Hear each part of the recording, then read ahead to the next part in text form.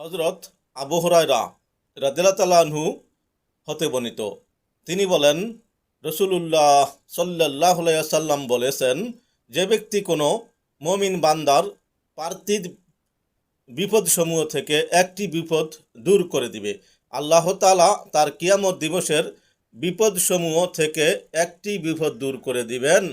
যে ব্যক্তি কোনো অসচ্ছল ব্যক্তিকে সহজ করে দিবে, আল্লাহ তাআলা তাকে দুনিয়া ও আখিরাতে সহজ করে দিবেন। আল্লাহ ততক্ষণ বান্দার সাহায্য করেন যতক্ষণ বান্দা তার ভাইয়ের সাহায্য করে। যে ব্যক্তি দ্বীনি ইলম অন্বেষণের উদ্দেশ্যে একটি পথ চলবে, আল্লাহ তাআলা উহার বিনিময়ে তার জন্য জান্নাতের পথ সুগম করে দিবেন। কোনো সম্প্রদায় আল্লাহর মসজিদ সমূহের কোনো এক মসজিদে একত্রিত হয়ে আল্লাহর কিতাব তিলাওয়াত করল, উহা নিজেরা অধ্যয়ন করলে তাদের উপরে প্রশান্তি অবতীর্ণ হয়, রহমত তাদেরকে ঢেকে ফেলে, ফিরিস্তাগণ তাদেরকে বেষ্টন করে নেয়। আল্লাহর নৈকট্যভাজনদের মাঝে আল্লাহ তাআলা তাদের আলোচনা করেন।